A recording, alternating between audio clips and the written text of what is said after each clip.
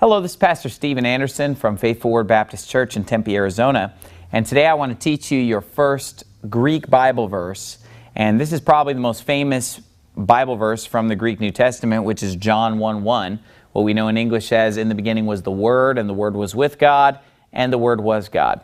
So hopefully you've got your Greek New Testament, your Textus, Receptus. The best place to get it is from the Trinitarian Bible Society. Just Google Trinitarian Bible Society. You can order it for 10 or 12 bucks from them, and that'll be the exact Greek text underlying the King James Bible. So that way what you'll have in your Greek New Testament will be identical to what you have in your English King James Bible. There won't be any discrepancies or corruption. So you want to get a Textus Receptus, and here's the verse, John 1:1. And so we're going to go through this in Greek, and I'm going to explain it. Now, hopefully you already know the alphabet and understand that. But I'm going to first start by just explaining some of these other little markings that you may or may not be able to see on the board here. First of all, any word that starts with a vowel, okay, it's going to have like a little apostrophe up above it. And sometimes it's facing one way and sometimes it's facing the other way, okay. That is called the breathing marks. Now, modern Greek speakers do not pronounce those. So the good news is you can pretty much just ignore those, okay? Because, you know, I believe that we should probably use modern Greek pronunciation. That's all I use. And so that's what I'm teaching. But these little commas that either go forward or backward up above the words that start with a vowel, those are breathing marks that in modern Greek pronunciation we're going to ignore those. So that's the good news. But then what you'll also see is accent marks, okay? Some of those accent marks look like typically what we think of an accent mark like in Spanish, either going forward or backwards. And then some of them look sort of like the Spanish tilde above this letter, for example. And those accent marks, they tell us where to put the stress on a word, where to put the accent, which syllable to accent when we pronounce that word. So here's how this verse is going to be pronounced. Enarchi in ologos. Whoops, forgot a letter here. Enarchi in ologos, ke ologos in pros ton theon, ke theos in ologos. Okay? So you notice I'm putting the stress or the accent on the accented syllables. Enarchi. Okay? So the accent is on the last syllable in this word archi.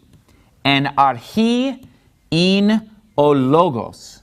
And notice in logos, I'm putting the stress on the first syllable because that's where the accent mark is. Enarchi in ologos, ke ologos in pros ton theon. So notice the word for God, theon, the accent is on the second syllable. That's where the mark is. Ton theon, ke theos in ologos. So let me just explain the words here and what they mean. Enarchi is in the beginning. Okay. Now this is a pretty easy word to learn, archi, because we have the word archaeology. And what is archaeology? You know, they're digging up things that are very old. You could say it's the study of beginnings, okay? Archaeology. So archi means beginning. Pretty easy word. Enarchi, in the beginning. In ologos, was the word. This O here is the word the, okay? So enarchi in ologos, in the beginning was the word. Ke o logos, ke means and. Ke o logos, and the word. In pros ton theon. In means was. Pros in this context means with. Ton theon is the God. Okay, sometimes in Greek, the word the will occur in front of God in places where we wouldn't put it in English. You know, it's just a difference between English and Greek. We don't say the God very often, but in Greek, sometimes they use the word the differently than we use the word Greek in English. So it's ke ologos in pros ton theon. And again, we're using modern Greek pronunciation. Ke ologos in pros ton theon means, and the word was with God, or the God, ton theon, okay?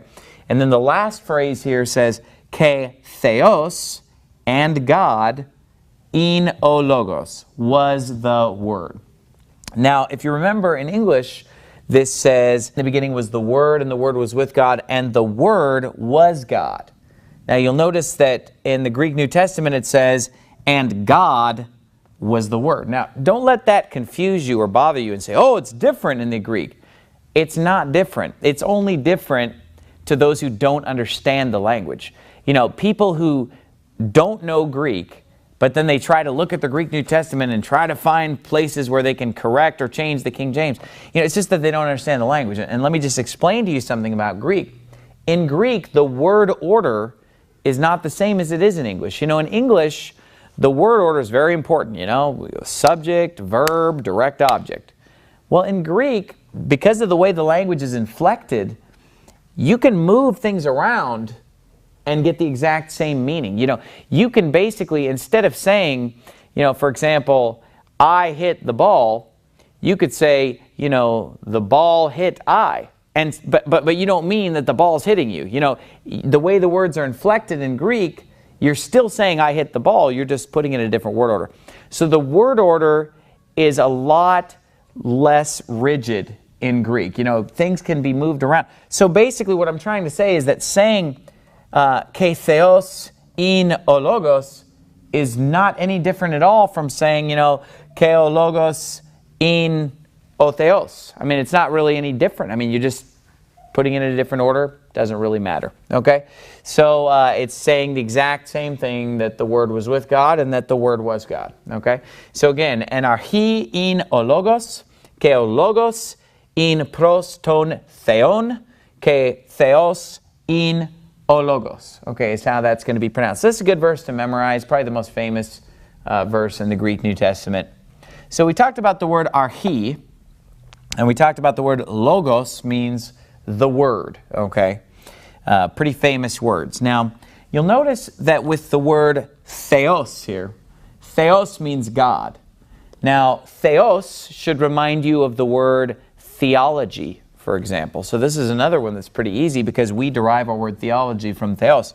But you'll notice that these two words have a slight difference here. Okay, theos ends in an S, theon ends in an N. They both mean God, but the reason why this one ends in an S and this one ends in an N, or ni, as we would say it in Greek, is that this one right here is in the nominative case, and this one right here is in the accusative case. Now you say, what in the world does that mean? Nominative case, accusative case? Well, in English, we have things that are the subject of a sentence, and then we have things that are the direct object of a sentence. But for us, that word would not change. Okay, for example, if I wanted to use my example from earlier, you know, I hit the ball. Okay, in this sentence, I would be the subject, hit would be the verb, and then the ball is the direct object. Now, if I wanted to say the ball went over the fence, well, now ball is the subject of the sentence, right? But it's still ball. It doesn't change. You know, whether I'm hitting the ball and it's the object, or whether the ball is going over the fence, then the ball is the subject of that sentence. We don't change the word ball. It's still just ball, okay? But see this word I right here? I hit the ball. When it's a subject, it's I, but we do change the word I when I becomes the object. If I said someone hit me, notice that I has now become me, okay? If I said I went over the fence, I'm the subject, it's I. But if I said the ball hit me, now I'm the object, so it becomes me, okay? So in Greek, nouns change based upon whether they're the subject or the object, okay? So for example, just as I becomes me, ball, but ball doesn't change. In Greek, God as a subject is going to look a little bit different than God as an object, okay? Now, God here is not a direct object, but God here is the object of a preposition, because this is the phrase, the Word was with God, okay? With is a preposition. Pros is the word for with that's used in this verse, okay? So because God here is the object of a preposition, it needs to become theon, not theos, which would be when it's the subject, such as God was the Word or the Word was God, where it is a predicate nominative or it is nominative because it's the subject.